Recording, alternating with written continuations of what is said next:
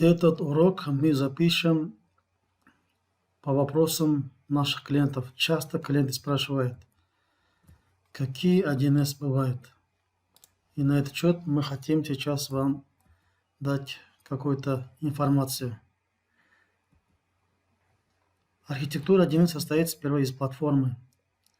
Платформа раньше была, это было 6.0, потом было всем известное 7.7. По сравнению с Excel, с 1С платформ 7.7 это было как космос. После вышла новая линейка платформ, это 8.0, 8.1, которая в Казахстане популяцию не получила практически. Затем вышла 8.2, то когда она себя зарекомендовала, только потом именно на 8.2 казахстанские компании начали переходить. А на данный момент сейчас уже работает только 8.3. Не 8.2, 8.2 уже такой платформы, на этой платформе ни одна нынешняя конфигурация не работает, практически не работает. Далее состоит из конфигурации. Сейчас мы сперва перечислили все наши платформы. Последний 8.3, это не путаем. 8.3 это не означает там только одну конфигурацию. 8.3 это означает платформа. Это ничуть не бухгалтерия, не торговля, не зарплата. Все вот привыкли говорить, у меня стоит 8.3, у меня стоит 8.3. Да 8.3 сейчас у всех стоит, если у вас 1С, да? Теперь дальше рассмотрим конфигурацию. Какие виды конфигурации бывают? Вот они, виды конфигурации. Первое, вот сейчас. Первое, бухгалтерия, сокращенная, БК.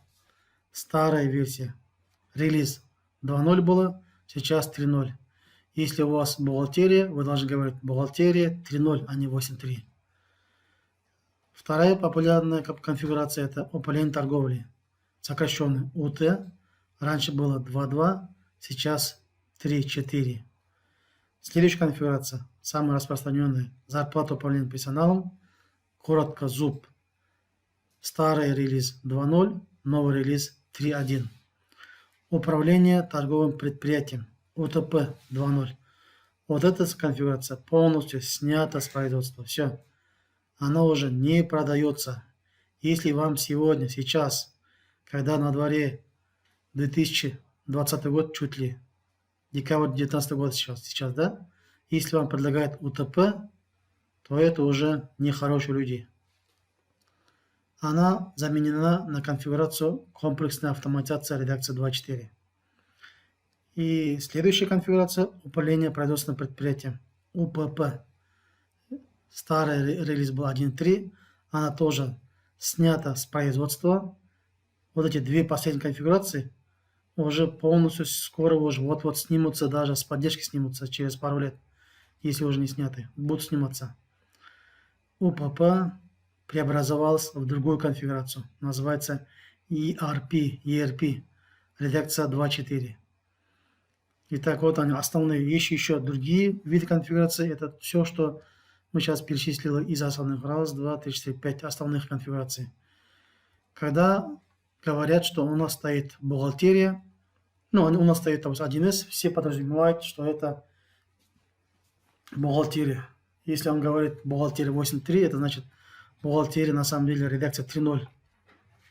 Даже вот эти на сегодняшний день старые релизы, конфигурации, вот эти старые релизы, все работают на платформе 8.3.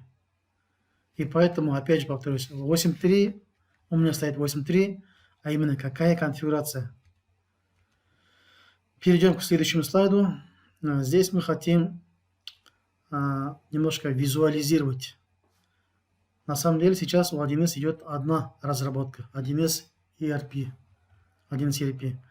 Методом урезания определенных функциональностей, модулей, получается 1С комплексная автоматизация.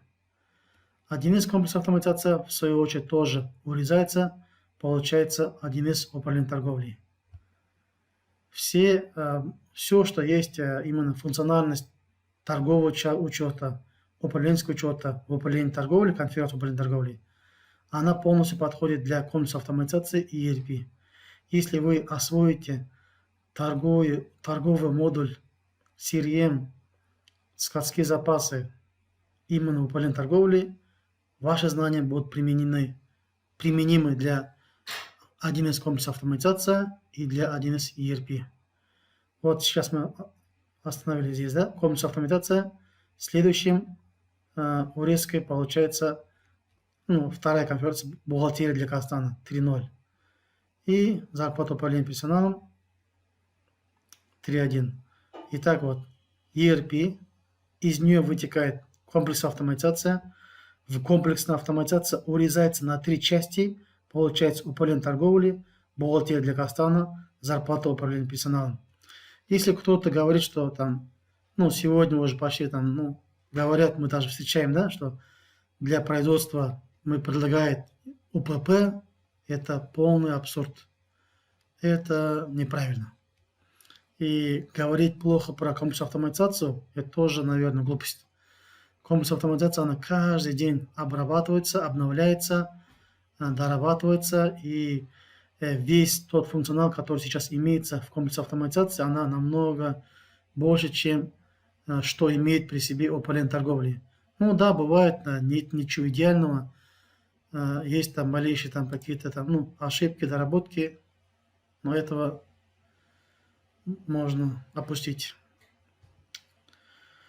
Итак, вот мы рекомендуем, если компания производственная и у нее нет передельного производства, и мы предлагаем им комплекс автоматизации. Если же у клиента есть много цехов, надо вести учет передельного производства, затем надо вести управление ремонтами, то мы предлагаем 1С ERP. Если даже для производственной компании необходимо бюджетирование, в комплексе автоматизации к нему докупается отдельно бюджетирование, и она становится чуть меньше, чем как ERP. Вот наши контакты. First Company. Меня зовут Асылбек Мухаммедулла, бизнес-аналитик First Company. Мой личный телефон, мой личный WhatsApp. Можете прямо сразу писать на WhatsApp. Ссылки под этим видео. Наши контакты будут написаны.